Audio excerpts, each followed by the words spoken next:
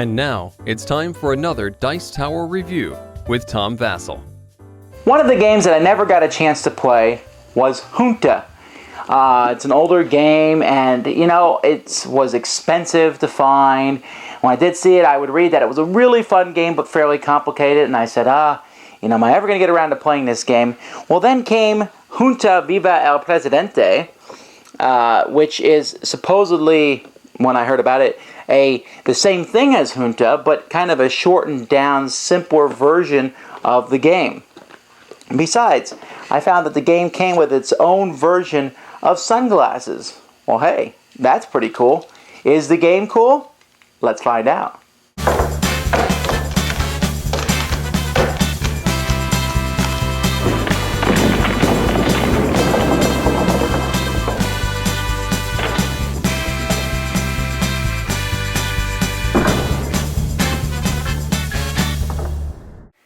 So here we have the game of Junta, and it's really a nice production. If you take a close look, each player has their own board, and so here's the board for the yellow player, and you can see they have a spot for cards. They have a number here. This shows what number this player is, so if you're attacking yellow, you know to pick 3. There's a picture of their estate, which will hopefully get nicer as we add chips to it. Just good artwork. And then you have a little player screen here, which is a truck, and just, it sits on your road. I just thought it was a pretty neat production overall. So, the game takes place on a desert island, or some island, I guess not desert, it's a beautiful lush island, where one person is trying to be the Presidente, and everyone else is trying to take them over. Now, the game provides a pair of cheap sunglasses, but hey, sunglasses! In a game, and El Presidente gets to wear these sunglasses. In the advanced version of the game, which I recommend you playing, these sunglasses are worth 1 point, and since you need, in that version, 6 points to win, 5 points in a normal game, it's pretty handy to have those sunglasses. So, each round of the game is very simple. Each player draws a card. Now, these cards will often be money, like this is 1 million pesos, although they can go up to 4 million. Although there's a few cards that are no effect. Some cards give special abilities that you can play through combat. And there's 2 fantastic cards which are worth 1 point each. Now the goal of this game is to get the most points. Each player starts with 1 point for the presidential palace. The president starts with 2 points because he has the sunglasses. You can get a point in cards, and the rest of the points are gotten by adding different areas to your estate. And there's different sections that you can build. And once you have all these sections built, then obviously you're going to win the game since you have all 1, 2, 3, 4, 5, 6. There you go. You've won the game. But to get to that point is not so easy. Each player gets one of these cards, like I said, but the president is going to draw 2 cards plus a card for each player in the game. So let's say all 5 players are playing. He'll get 7 cards. 3, 4, 5, 6, 7. The president will then look at his cards. Now, everyone wants to be the president, so he has to keep people from attacking him. He must offer each of the players a card. So he looks around and he says, okay, blue, I'm going to give you this card. Black, I like you. I'm going to give you these 2 cards. White, I'm going to give you this card. And red, I'm going to give you this card. He can give out more cards. He can give out 4 cards to a person if he has that many cards in his hand. He can give out as many cards as he wants, but he has to offer at least 1 card to each player. And he's doing so to keep them happy with him. Because at the beginning of the game, each player starts with a die, and this die represents your army. And at the beginning, after the president has given those gifts, you will look at the gift that he's offered you and say, what? 1 million pesos? Come on now. While over here, the black player is like, what? 3 million pesos and this card? I got the president's back, man. So then each player is going to pick where their army is going to attack. Whatever number you pick, you put under your truck to hide it. Whatever number you pick, that's you attack. So if I put down 5, I'm attacking blue because blue's number here is a 5. And if blue's the president, well then he's in trouble. If I pick my own number, I'm yellow, and so I pick a 3, that means I'm defending myself. And if I pick 6, there is no 6 on the boards if you'll notice, that means I am defending the president. And the president is hoping that people will defend him because A, he's not very good at defending himself, and B, the more people defending you, the less likely an attack will occur. Once everyone's revealed their dice, each player is going to start attacking. First, the attack on the president occurs, and each player who sent an army will roll their dice. Each player who sent a defending army will roll their dice.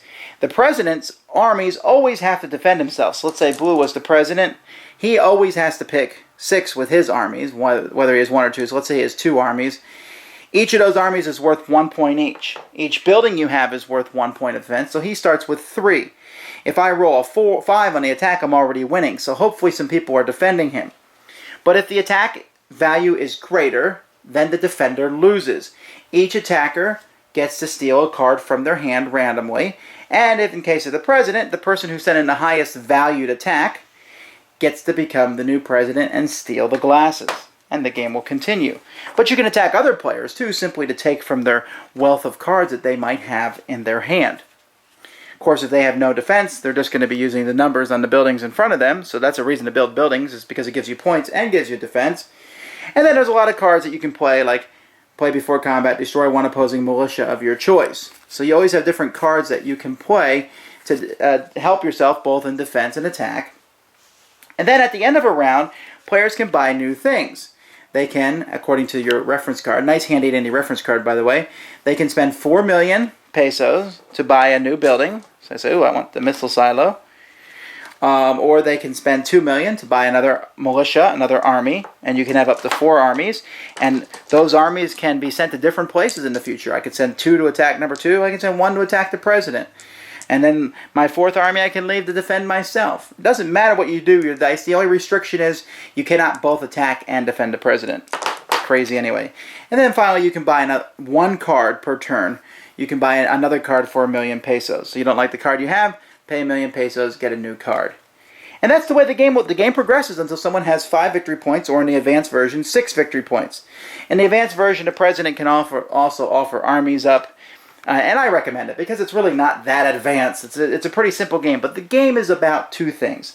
It's about theme, it's about negotiation, but I guess it's more about theme than anything else. See, I love the fact that the game comes with a pair of sunglasses, but my game now has an eye patch, an earring, a fake nose, a Groucho Marx thing, another fake nose. I just put these in because it just adds to the theme. And if you have funny hats, you say, oh, you're acting childish. Well, look, we're playing games. If you don't play childish games, stop watching my reviews, okay? Because these are fun. It's just a neat thematic, and it just looks really beautiful. And I've talked to players who played the full game of Junta, and they said that basically this eliminates a lot of the complicated chrome in that game and brings it down to a basic part without losing much of the fun. Hoorah, says I. This is just a really fun game to play with the right group of people. I know, you can say that about any game. With the right group of people, this game will work fine. But I'm telling you, the only disappointment I have with Junta is that it doesn't take 6 people. Because 6 was, oh man. But just the idea of offering cards to people, and people really get into character. That's one of the things I've really enjoyed about the game.